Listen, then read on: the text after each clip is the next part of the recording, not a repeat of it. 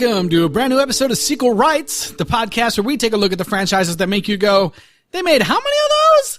And we give each and every sequel a fair trial. My name is Justin Camps, and I'm here virtually with... Elizabeth Helly. And... social distancing Tyler Hymanson. Yeah, get away from me! Yeah. 6 miles away. Six miles apart. It's the opposite of Scorpions Get Over Here. It's get away from here. I don't even think you guys are 6 miles apart. No, we're not. I was just joking. He basically lives next door. I probably barely am 6 miles away from you. Yeah. I don't think you are Probably either. not even. Probably not even, yeah. Well, we're back. Another, like Tyler said, social distancing week here at the Sequel Rights headquarters. So we're all on Skype and still bringing the fun to you each and every week with another Herbie movie. Still bringing the love bug. Oh. Speaking of that, if you guys missed last week's episode on the love bug with our special guest Gabe Nathan, it was awesome. Definitely check it out. And Please. Don't forget to check out all of his. One of my favorite episodes we've ever done. Yeah. I really enjoyed it. Yeah. It was good. It was good. He was a great guest. So if you want to email us about that or anything, you can hit us up at sequelrights@gmail.com or reach out on social media, Twitter, Instagram, and Facebook at Sequel Rights. And please rate and review us on Apple Podcasts. There's a lot of podcasts flooding the zone right now. But any stars that you could give us helps the algorithm. We are the perfect podcast for your self-quarantine. You can watch along the movies if you need, like, hey, what should I be watching? It's like, how about all the Problem Child movies? And then you can listen to, our thoughts on that. I had a friend who just recently watched Rambo Last Blood. Oh. And as they were watching it, they're like, I am sure that you guys get to this in the podcast, and I will listen to it afterwards, but I'm sure that you commented when this movie turns into Home Alone. And I said, we absolutely did. Rambo Last Blood lost the Razzie to Cats. Well, you know what? I think that Who's that is the true loser there? It's tough but fair. Yeah. Well, yeah, there's plenty of time. Some people might have extra time on their hands. Check out some old episodes. Watch some sequels with us. It'll be fun. But this week, the Love Bug's back in a brand new, hilarious adventure. We're here talking Herbie Rides Again from 1974. Announcing the all-new Herbie the Love Bug. Looks like we've just picked up a friend. Coming soon from Walt Disney Productions to theater showrooms everywhere in his funniest movie role, Herbie the Love Bug Rides Again. This lovable bug comes fully equipped with all the latest features. Herbie! Included with Herbie is a high-performance Helen Hayes.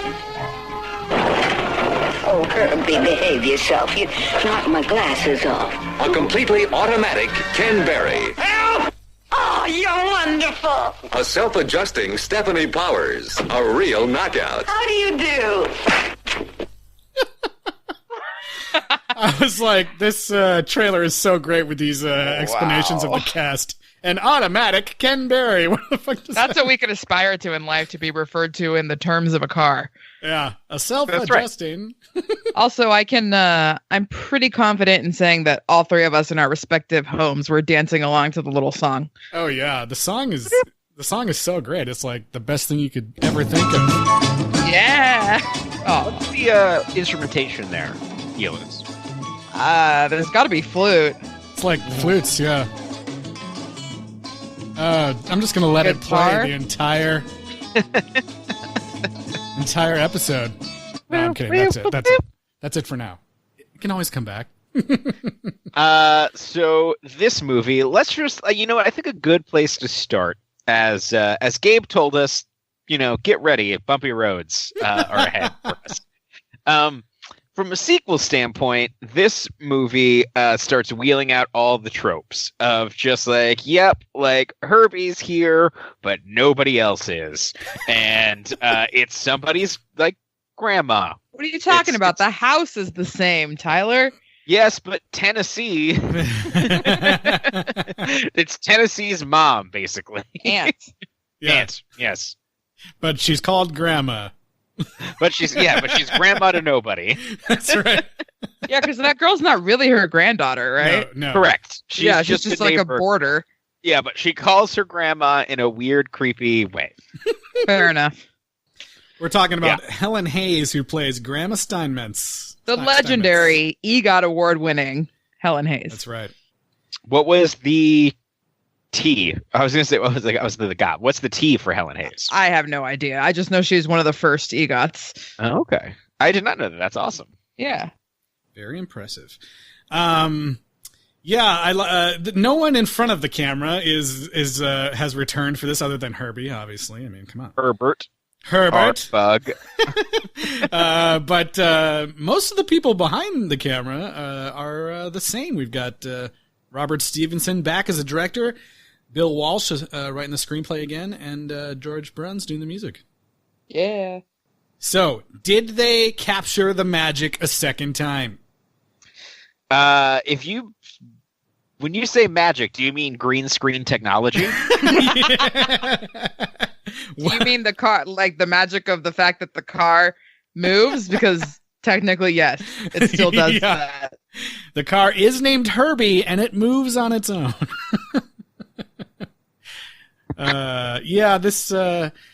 This movie is about a suburban Missouri lawyer who learns that gentrification is bad.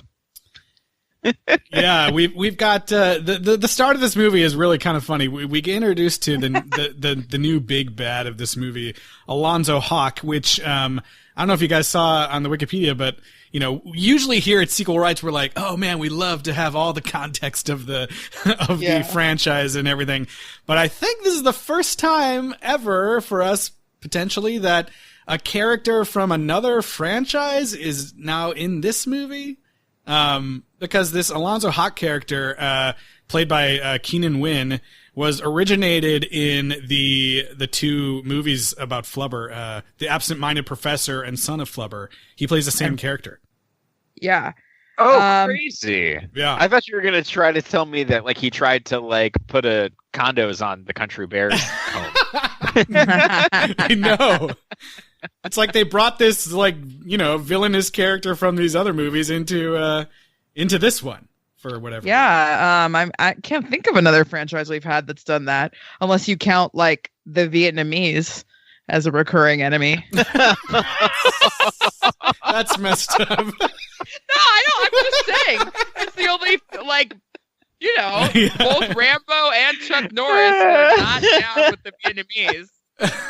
That's true. Push those helicopters off that aircraft carrier and then get me that flubber.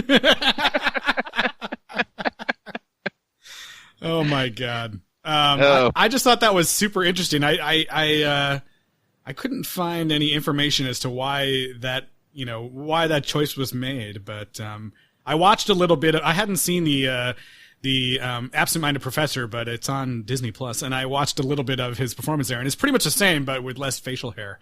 And he has a son. Probably just David Tomlinson won't come back, and this guy's available, and people thought he was pretty funny in the other one, so let's bring him here. Yeah, maybe we can use him to prop up this movie a little bit. Yeah. It turns out his goal is to build the World Trade Center. Yes. Yes. In San Francisco. A giant H in the sky.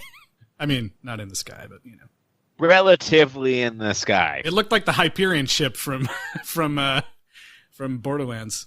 Yeah, it's funny how more and more I get annoyed when sequels do away with the characters in ways that do not honor them. Our main character for the previous film, they just say, "Yep, he went to race overseas." He just did the thing. Right. He's just he got tired of Herbie, and the whole crux of the first movie is that he actually can't do it on his own. He needs Herbie, and that he decides that he'd rather be who he is with Herbie than anything he is without.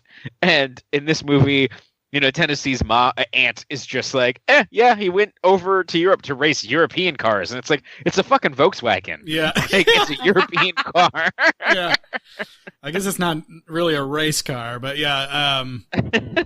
Yeah, it's really messed up. He leaves Herbie behind just to dream about his former glories for 30 minutes. Nice little montage. Okay, yeah. So they say that, and then it's like, do Volkswagens dream of electric sheep? Although there is a sheep dream later in this movie that makes that joke better. Okay.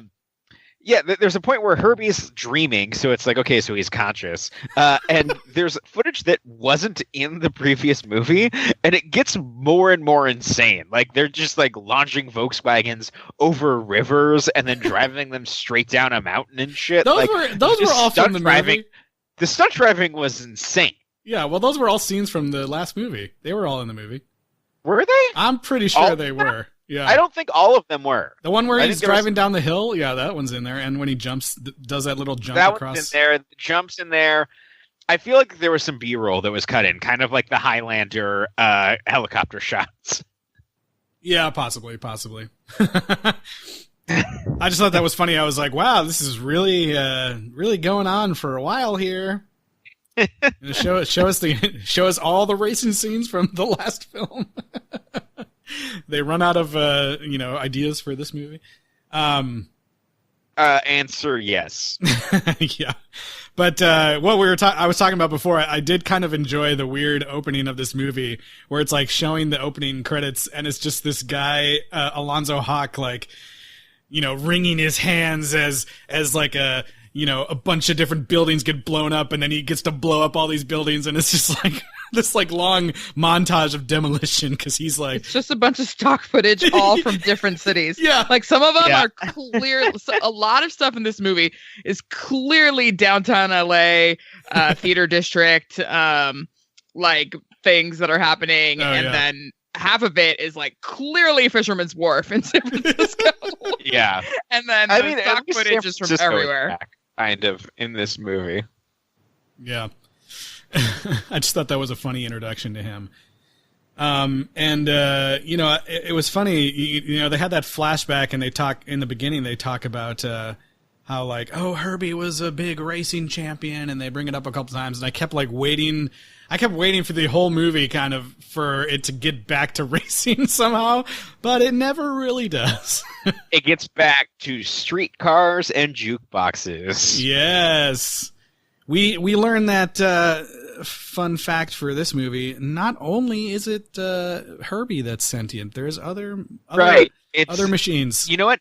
Did you guys have the thought that it's a Brave Little Toaster crossover? I did think about that. I also kept thinking about the Cars thing that Eliz was talking about last week. Yeah, we need to get Negroni back on. Yeah. The thing about it though is that by introducing like all these additional sentient machinery, they don't really mention it or address that at all, so it sort of cheapens it in a way because it was actually so stunning that Tennessee gave that big speech in the first movie. Mm-hmm. Right. This time it's like, oh look, all these other things are sentient too, but we don't. I mean, she just kind of says like, oh, I know that they are.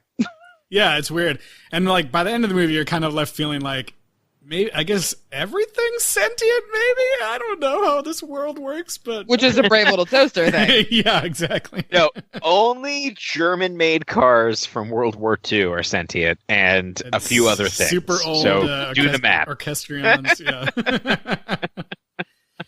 I loved the orchestrion that was like always playing little songs for every moment. Little jaunty tune. Yeah, that was pretty cool.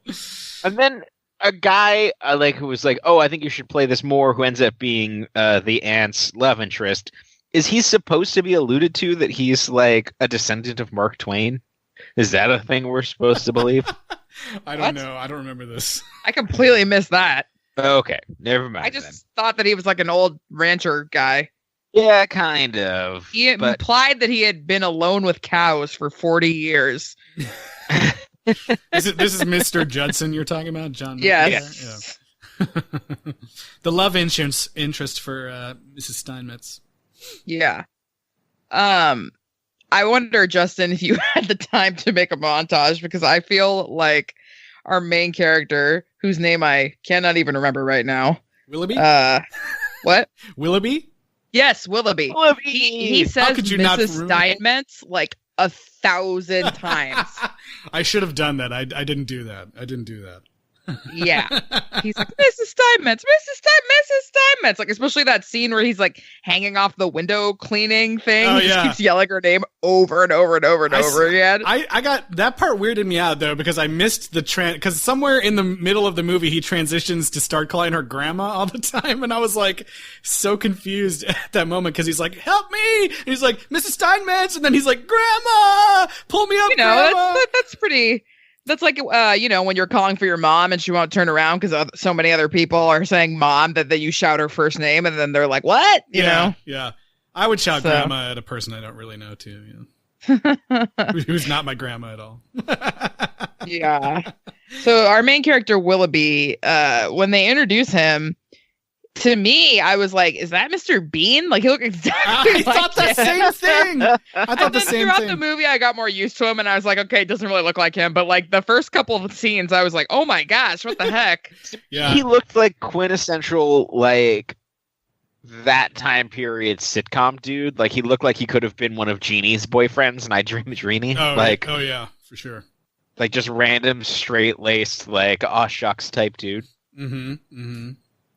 Well, he was in stuff like, Andy Griffith's Show and F Troop, so you're totally right on the money with that. And yeah, he's a just graduated lawyer that is the nephew of Hawk. Yeah. Yeah, which is actually like a kind of cool angle, like where he thinks that Hawk is a good guy because that's the portrait that he's always painted to his family. Always sends some fruit from California is the big thing, and that you he's making the city better. He's improving things. So he's a little naive in thinking that this guy who has all this development, who just destroys all these historic buildings, is doing a public service. Mm-hmm. And originally, Mr. Hawk, I love their first interaction where he's like, "I've brought you this award for humanitarianism." And he's like, "Oh, so you pulled all the strings to give it to me, huh?" And it's like, "No, I was the only one on the committee, and it was totally legit." I thought that was kind of a funny exchange between them at the start there. Yeah. But, go ahead. Oh, I was just going to say, and then his love interest is Nicole, who is not actually Mrs. Steinmetz's granddaughter, but is just kind of a flight attendant who's living with her. She's just kind of a flight attendant. Yeah, I think that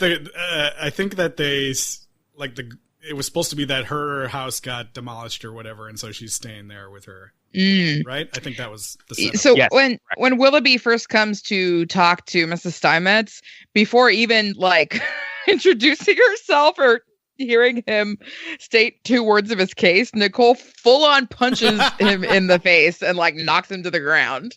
Which is great. I thought that was great, yeah. I was like, oh shit. Gotta miss the days where if a woman did anything like that, it was like, oh, how funny, how cute. And like nobody cared or called the police or, charged them with assault. Right. He was just like, haha, that's great. Yeah, we should bring that back. Where she hits him with a lobster. Yeah. And a lobster. That was funny because he gets hit with the lobster, goes flying into the ocean there or whatever, and then that was like it just cuts to the next scene. You don't see him getting out or anything. So funny. But I thought Stephanie Powers, I liked her in this movie as Nicole. She was kind of fun. Yeah. No. Yeah. Absolutely. But so Willoughby is in charge of trying to the whole like crux of the story is, Hawk is trying to build the giant H building that's going to be the tallest building in the world. And he's all like, I am Mr. Hawk. And he's going around. He's gotten all the other buildings destroyed there except for this, old Victorian firehouse with Mrs. Steinmetz and Herbie. And so he sends Willoughby, who he thinks looks like, a nice guy and might be able to convince her, as opposed to his other lawyers who all look like, grumpy lawyer types. And that's how we kick off the story. Yeah. I don't know. Do you think what year was this again? 1970? 74, I believe. Yeah, 74. Do you think back then, a gentrification hijinks story was a little bit of a hot take or somehow new, or was it already old by then? Because it is very, very antiquated by now. We have seen this done upwards and up isn't one. But yeah, old person getting gentrified out and the hijinks ensue is so overplayed at this point. I think that perhaps it was. I mean, it's always been a variant on the Wild West is being civilized type thing. So that type of story is kind of as old as cinema.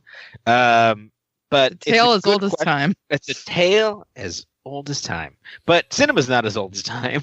No. Yeah, I don't know. I feel like that I was kind of watching this movie, and it's funny you say that. I had the thought that I was like, wow, this is what hack writing looks like. And it's and it's not because it was hacky at the time. It's just okay, this is 74, and there's movies that still do the same type of jokes. There's a point where Herbie drives through a restaurant, or Herbie goes through a fancy dinner party. I guess that's a trolley car, not Herbie. Right. But it's just the juxtaposition of hijinks and high society. And I had the same thought. It was okay, well, if this was tired in 1974, then it's incredibly tired now. But maybe it was passable. Maybe it was semi-passable at the time. How did this movie do? Look this up. Do we know? Yeah, it did. It made $38 million in U.S. and Canada. Is that good in 74? Probably. I'm sure it is. I think the one before it did 53 something million. Okay, so not great. Yeah, it looks like the reviews at the time were kind of it's not super great. We've got a couple of reviews up here on. Read Siskel's quote. I think it was funny. It says Gene Siskel gave the film 2.5 stars out of 4 and called it a surprisingly tolerable sequel. But then it says Rotten Tomatoes says that it has 80%, but I'm really? I mean, there was nothing bad about it per se. Nothing quite, offended me or made me think they're pissing all over, the legacy of Herbie or anything like that. It was just kind of, it's what he says. It's passable, just barely. But it's definitely not exciting or particularly fun. I kind of disagree, though, because it has the driver just being no, fuck it, I left. Deal with Herbie. And Tennessee had to go see his guru. Yeah. Yeah. I guess it's do you spend time in your movie that you couldn't figure out enough stuff to do in, explaining away, having longer backstory for why the characters in the previous movie aren't there, or do you just throw it away in one line and move on? Because I mean, as much as those characters were a nice part of that movie, you come for Herbie, you know? That's right. There's no human person that is getting the butts in the seats the way that Herbie himself will. It's not called Douglas drives Herbie again or whatever. Yeah, the next movie is Herbie Goes to Monte Carlo, not some guy. Tennessee teaches Herbie new tricks. The movie. Yeah, and I mean, this may be jumping forward way too far, but I just think that it there's so many comparisons that we made last week with Cars and the movie Cars, and in a way this sort of reminds me of Cars too, by expanding the scope of what and making the stakes higher for what Herbie is supposed to be dealing with. It cheapens all the character beats for Herbie and the human characters because there's no gray area. It's all black and white. Gentrification, bad. This guy, bad. These people, good. This thing, bad. Whereas in the first movie, it was so nuanced and every character kind of was multi-layered and both made mistakes and good choices. Mm-hmm. And but it was just about winning races. This an old lady's house, etc. Gentrification, the stakes are higher, but the characters are cheaper. Yeah. I also miss, not that they radically changed Herbie's character or anything, but I miss a little bit of the love bugness in this movie. I feel like there's not as much time spent on setting up the romance of the two, of Willoughby these two and get Nicole. together way too fast. Yeah, and they're by the end of the movie, they've only known each other less than a week, and she's basically why haven't you proposed yet? Yeah, and then they get married after a fade to black or whatever. It's yeah. I mean, she's not. No, she's surprised by the proposition. I don't think so, because when they're at that dinner, she's kind of all right, what are you gonna say? Yeah, they're basically already about to get married halfway through the movie, and you're there's still 40 minutes left. What the heck? Where he's having a fake beard in an airport. Yeah, and there's not as much. Yeah, that was so weird. This guy's such a coward. He's got to dress up. Yeah, but there's not as much of Herbie being involved even in all of that. There's, last movie we had the fun Mm-hmm. him driving out to make out point or whatever, and yeah, these two were into each other immediately after the punching. Yeah, Herbie Herbie did a few things, kind of goaded by the grandmother, but he didn't need to. Yeah, it's mostly I think Miss Steinmetz pulling the strings in this movie. Mm-hmm. Which is it's unclear how much she knows from time to time. Well, she definitely knows Herbie's alive or whatever, but right. Yeah, and she didn't even need to study Orientalism. Yeah, that's okay. Well, let's talk about what a couple things that happen in this movie. Her saying Orientalism is the tamer offense. Yeah, because back then that's actually what everybody called that region of the world. So I'm not ugh, but yeah, the idea of that, things are mysterious because they come from East Asia is, weird and annoying as usual. It was a shorthand that we kept until what? 97 yesterday? I don't know. Yeah. And then the second offensive thing that happens in this movie, I don't want to make it a complete list, but the thing that stands out is that Mr. Hawk has the best sequence in the movie has a nightmare where Herbie is plaguing him. And there's a bunch of Herbies in Native American headdresses. Oh, God. Trying to scalp him. This was a scene where I was like, "Oh man, this is so cool!" Herbie's got a monster mouth, and then the next thing happens is "Oh no, this really is a nightmare." Yeah. Oh no. He decided to sing "Why Is the Red Man Red" from Oh God, Peter it's Pan. so terrible, and there's 6 of them, and then it cuts to Hawk as King Kong being chased by Herbies flying around airplanes. And it's this isn't a nightmare. In this fantasy, you're a super powerful ape. Yeah, it's kind of a cool sequence, save for that one part in the middle. Yeah. I really liked seeing the Herbie with the giant monster teeth. I thought that was funny. That was a good time. He's so afraid of this car. But yeah, that was pretty unforgivable, that moment in the middle there. Gabe tried to warn us. He really did. Yeah. And really as far as there is no character in this movie that is as wonderful and nuanced as Benson Fong was in the past one. We get kind of this oil baron farmer guy, rancher instead. But there are a few kind of he has there's a black contractor that's supposed to build the new space, and he keeps telling him that he's charging him $80,000 a day to not build the building. Yeah. And I thought that was pretty funny because that guy was just oh yeah, he's awesome. He didn't take any crap from Hawk, and he was just whatever, man, it's your money, you suck.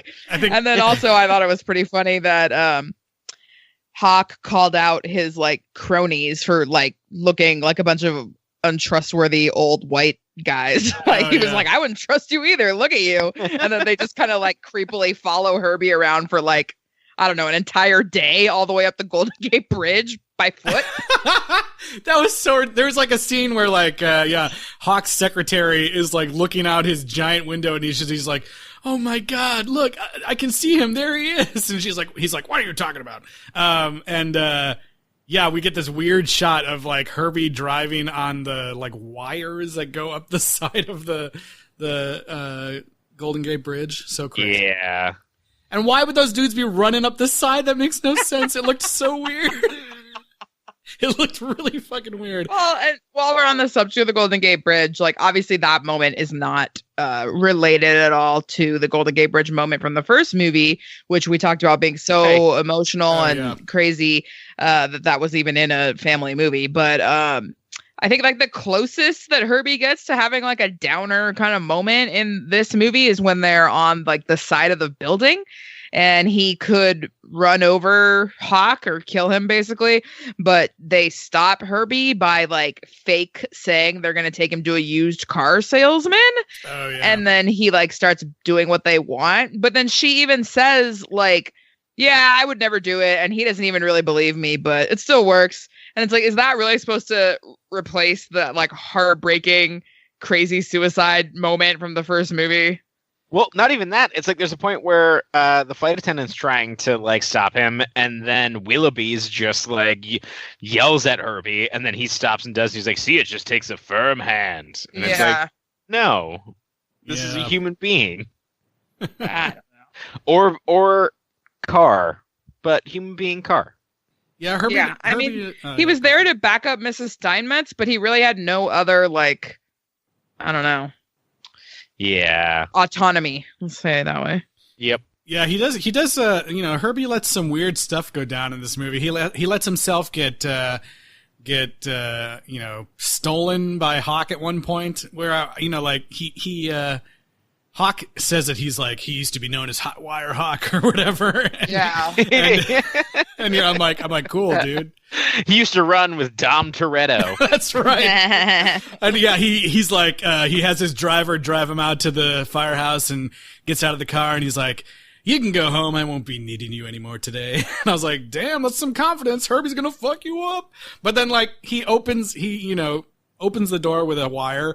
And I thought, oh, Herbie's going to like hit him with the door or something and get him to leave and drive off. But he just lets himself get captured. I'm like, I know he fucks with him later, but I was just kind of like, why would Herbie just sit there and let that happen? Yeah. I don't know. But yeah, I mean, I don't know. There were moments that like I did laugh out loud because they were so ridiculous or just like, what is going on? You know, like I wouldn't say it was like completely without any merit. I mean, it has laughs. It's a fine, perfectly passable family movie, but yeah, it's just, I don't know. Herbie goes a surfing. Yeah, he does with a stock footage surfer that falls. Yeah, that was really funny. He's like, surfer in a totally different movie says, hey man, come over here. Hey brah. Yeah, I was like, this is our hippie moment for this movie. Yeah. Oh no, there's multiple hippie moments in this movie. What are some of the other ones? There's the couple in the drive-thru in their hippie painted bug. That's right. That was there's a point where it turns out all VW bugs are sentient. Yes. They specifically like call out the deadheads at one point too. Yes. Which like the other one did too. I mean, there was a lot of, you know, people pulling up in vans and a lot of hippie jokes. Yeah. Yeah. That were kind of questionable at the time. Yeah, that spot with the hippie people at the drive-in is the scene where they show like a still image of people in the car. Yeah. I was like, why aren't they moving? It's like they're kissing, but they're not moving, and this is fucking weird. Wait, isn't that how you make out? They were, yeah. You just kiss and then still. Yeah. Hold on, let me get my notepad. Okay, kiss how? Yeah. Yeah, I'm writing that down now. Kiss question mark how? Step 1. Hold still. Yeah. Yeah, and like, you know, we talked about it a little bit, but like, you know, Keenan Wynn, like he does a lot of screaming in this. I mean, the dude is chewing scenery. Oh yeah. You know, I thought that, you know, he doesn't hold a candle to David Tomlinson because we were talking about all of the amazing dialogue of the first movie, and I feel like this one, he's just screaming a lot and calling people idiots and stuff. But there was one scene that I really liked, and I pulled a bunch of clips of him from it. There's a moment where he's just been so stressed out and everything's going terribly for me. I just need like some peace and quiet. I need to relax. And his secretary is giving him a massage. He's like, I just need like a little bit of quiet. And like in the background, you can see this like the huge contraption of the window washer like coming down. And as soon as he says that, it turns on and it's like so fucking loud. And he's like, oh, it's amazing. He's like, oh my God, turn this off. And he's like yelling at the guy. And the exchange that they have, he's like yelling stuff back at him like, you idiot! Get out of here! You idiot! And get out of here! And the guy's just like, oh, Mr. Hawk told me to do this, and oh God. And then even when he's leaving, he's like, fine, I'll turn off the machine or whatever. And then he's like, the worker on the machine is like, hey, also close the windows because Mr. Hawk told me that it, bleeds out the air conditioning. And Mr. Hawk's orders. I just love these like two old dudes yelling at each other. Yeah. By the way, Keenan Wynn, son of Edwin, and grandfather of Jessica Keenan Wynn, who played the young version of Christine Baranski in Mamma Mia, Here We Go Again, that we all loved her performance. Oh, that's awesome. Did not know that. That's be a child star. Check in. Yeah. I know. Yeah. Despite the fact that these movies are ostensibly children and family films, there are no children in either movie. Yeah, I guess they're kind of like, I don't well, know what kind of Disney didn't want to deal with those labor laws at the time. Honestly, that probably is a lot of it. Yes. They can't drive anyway, so what's the point of having them in this one? They can't. Save them for the one with the animals and the elves and whatever, the little people. I don't know. The Apple Dumpling Gang. I don't know. Ooh. Yeah, it's like they're billed as, like a comedy, romantic comedy. Family film. By the way, I just realized that was not like using little people as a slur. I literally mean Darby O'Gill and the little people. I just want to clarify. That's good. Yeah, we can get some emails about that. Yeah, I'm like, wait a minute. What did I say? So yeah, that's what I was saying. I didn't think Alonzo Hawk was as good of a bad guy as no, not Tomlinson from the last one. Unfortunately. But he still has some fun stuff, What is it you're doing? My soundboard is just him yelling and stuff. What is it you're doing? Once you learn something when you're young, you just never forget it. And the song, of course. Oh yeah, the song. There was that last clip that I played that when he first is like, he's so proud that he's like, hot-wired Herbie and stole him. I don't remember this from the last movie, but there's a piece of the George Bruns score where they're playing the main theme like in a minor key because it's like supposed to be all sad that like, oh, Herbie's been captured. And I thought that was kind of a cool thing to hear. I love when composers do that, kind of change that stuff up. Do you guys want to talk about, we had a lot to say about the exciting stunts and Herbie fun stunts in the first film. That's Herbie fun stunts. Herbie fun stunts. The bloopers. Yeah. Do you guys have any, favorites from this one or thoughts about how they compare to the first film? It's a lot of green screen this time around. But I wonder how exciting that green screen is at this time. Like, it could be fairly... I mean, this is 3 years before Star Wars. This is, so there's a point where, like, for this type of movie, like, it could have been thrilling.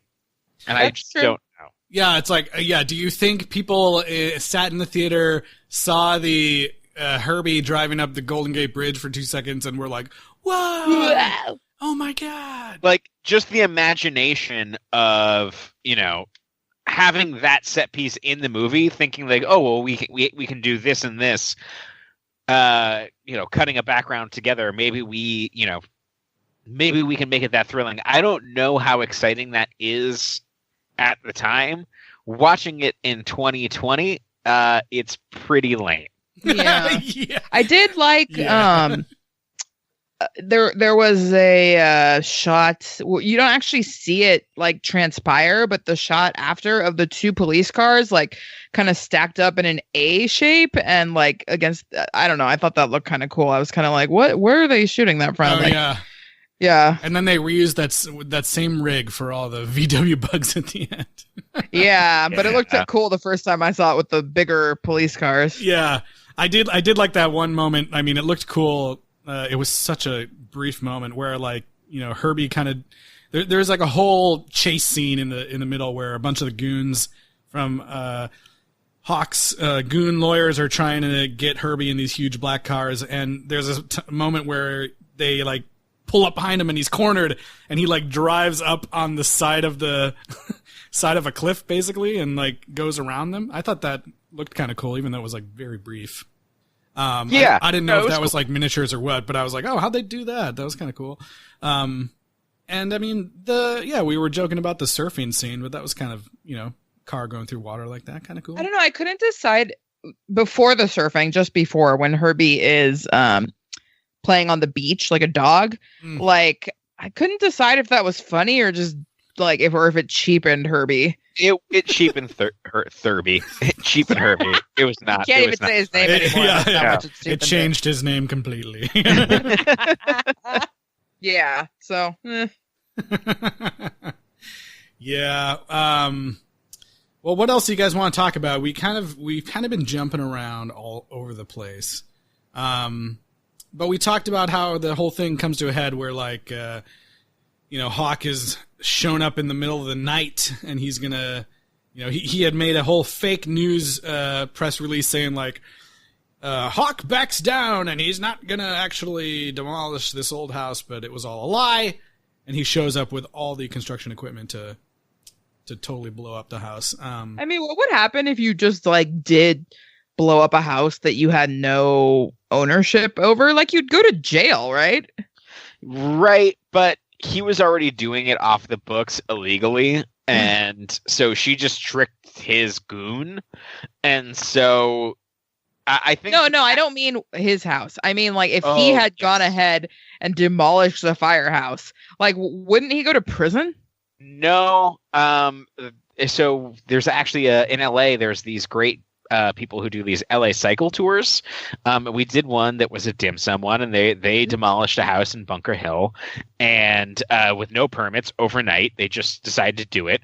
And the penalty was that they had to make a public fountain in their new condo building.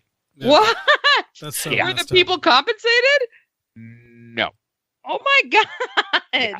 It seems like a super risky endeavor too, because you'd have to like have some way to make sure that no one's home when you were trying to illegally demolish the Like, no, building.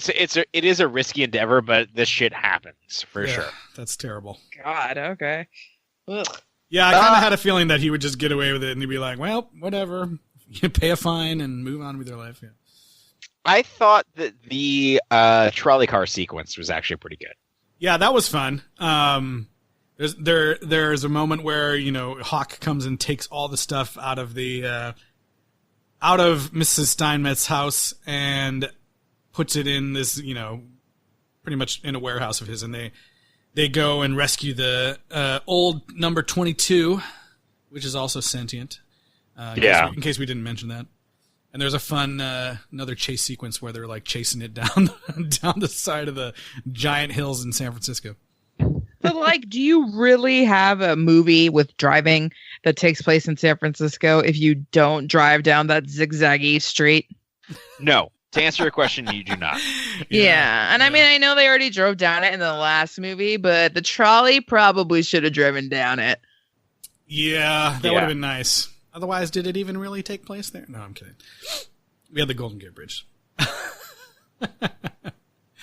But yeah, I don't know. I mean, yeah, the last big thing is the crazy awakening of all the VW bugs, which I was not expecting. No, me either. And the whole time I'm like, oh my God, what are these guys going to think about this? Because this is like crazy. Like, I had no idea that it was like there were all these other sentient machines and cars and stuff, and I thought it was only Herbie, and this is... Usually when there's that many German things gathering together, I'm terrified.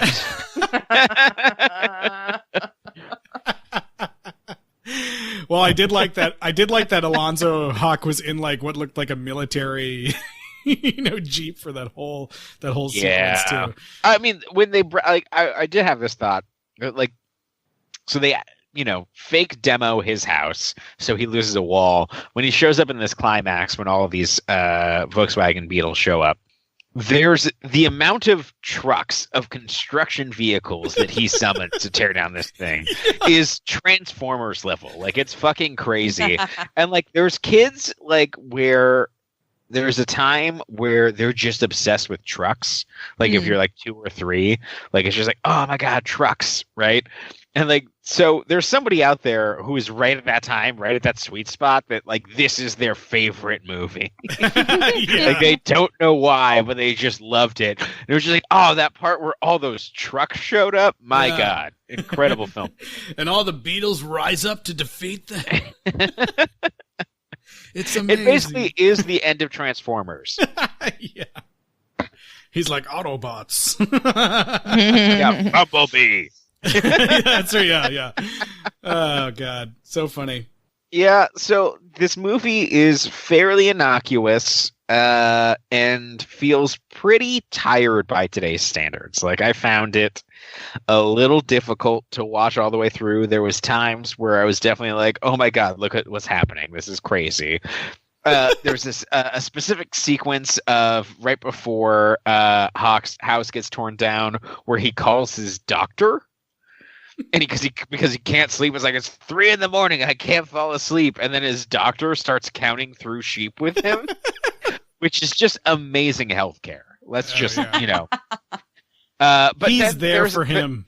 Like, that's the beginning of this dream sequence. But like, it starts with like a minute of just watching numbered sheep jump. Yeah. And it goes, they're going normal for a bit, and then it's like number 53 jumps over like 3 times. Yeah. And then things really get scary. Yeah. The movie also ends super abruptly, which I think we didn't really talk about it, but the previous film also kind of had like and we're done real fast. Yeah. But this one I felt like it felt even faster. Like they chase him off, and they're like, all right, well, I guess it's going to be, we can invite you to the wedding after all. And they're like, what wedding? And then it's like, and there's a wedding, and they drive out underneath a tunnel of, balancing VW bugs. And then it's like end credits. Well, and it's interesting because this is reading, of course, way too much into it and putting more thought into this than anyone did. But in the first movie, in order to get Herbie to behave the way that you wanted to, or to not do things you don't want him to do, is for you, the driver, and the people to do the right thing. Mm-hmm. And then Herbie will go along and, help you if you're doing the right thing. When you're doing the wrong thing, he doesn't. In this movie, to get Herbie to do what you want, you verbally and emotionally abuse him. Yeah. You tell him, we're going to sell you. We're not going to invite you to our wedding. I'm just going to scream at you. I mean, but if you're stopping Herbie in that moment from committing murder, is that a bad thing? It's like, yeah, like, Herbie, you can't go to the wedding. Well, you can just go chase seagulls like the dumb piece of German engineering that you are. Fuck off for all I care. Don't kill this guy in front of me. No one's going to believe that the car is alive. Please stop. Yeah. Yeah, okay, so maybe they were right to stop him, but still, you know. Yeah. In that moment, I feel like yelling at Well, yeah, Herbie's I think in the last movie, Herbie is kind of a moral compass a little bit. Although he does have some murder in his heart, so maybe that's something we can look out for. I mean, who doesn't? Yeah, Yeah. I do like anytime they show Herbie like shaking with anger, I think it's pretty funny looking.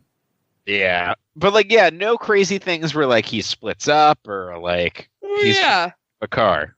I also liked I thought this was kind of weird, like during that final moment where they're bringing along the VW bug army. They spend so much time focusing on the like beat up junk one in the back. Like it gets multiple like extended scenes where it's like, I'm so slow behind you.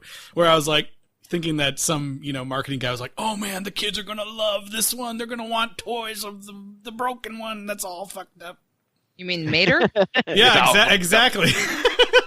I mean, they showed it so many times. I mean, it didn't do anything other than look like Shambly and, all fucked up. Yeah. Hey, Shambly is a good look.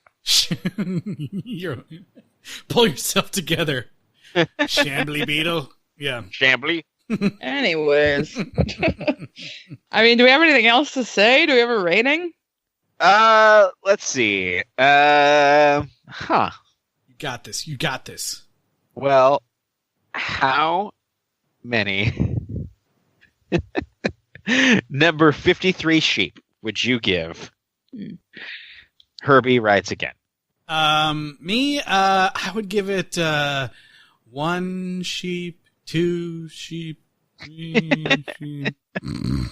No, I'm gonna give it 5 painted sheep or whatever you said.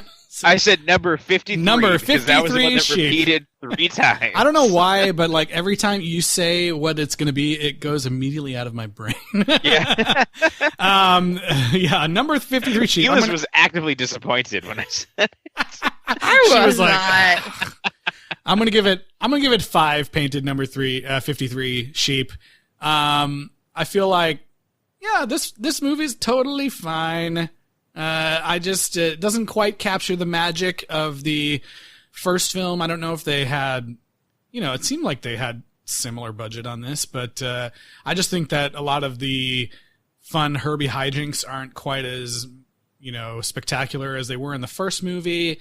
And I think not that, I don't know. I was like, the plot isn't super interesting to me, but I'm also like, would I want just another movie where he's racing again? That might have been equally as boring. So I don't know. I feel like maybe it didn't need a sequel at all, let alone 5. That's right. Gentrification should have been dependent on racing.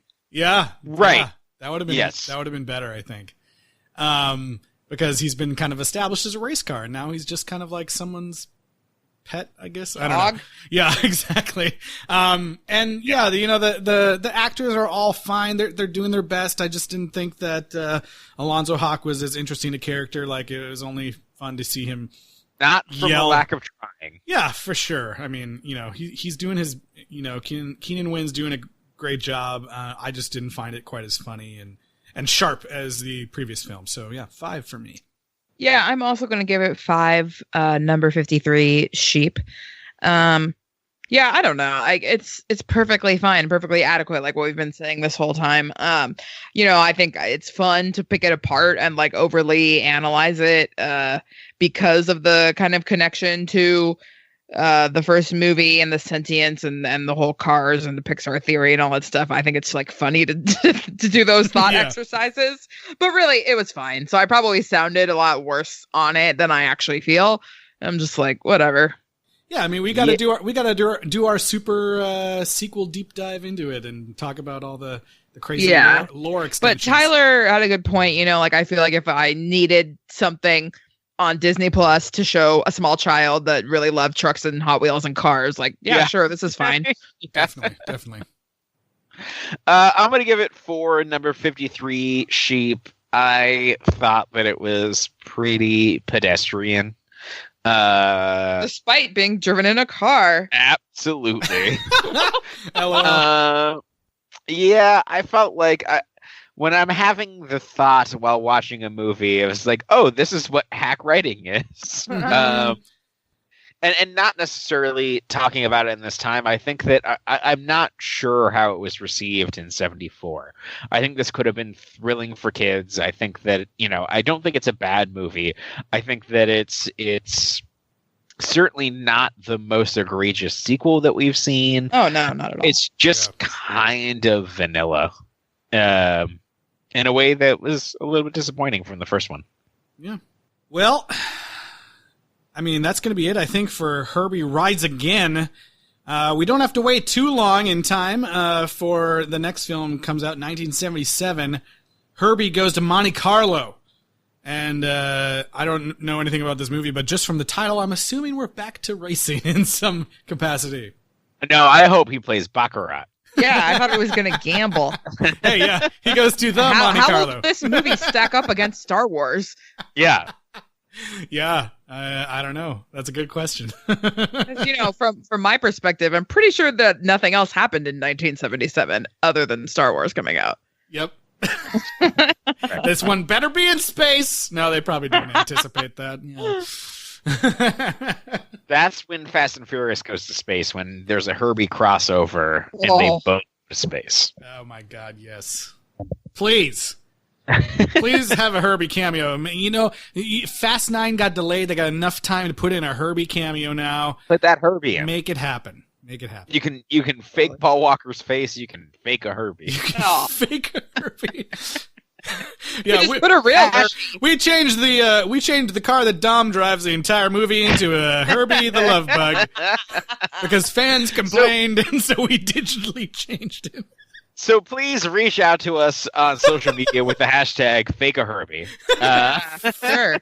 And on that note, you can find us at Sequel Rights on Twitter, Instagram, and Facebook, and email us at sequelrights@gmail.com. And please rate and review us on Apple Podcasts. I know I make a lot of jokes about it, but it does really help us, and we really appreciate it. Thank you. All right, well, that's going to bring us to the end of this week's episode. It's time for us to... Get out of here! And we'll see you guys next week for Herbie Goes to Monte Carlo. See you guys in Monte Carlo.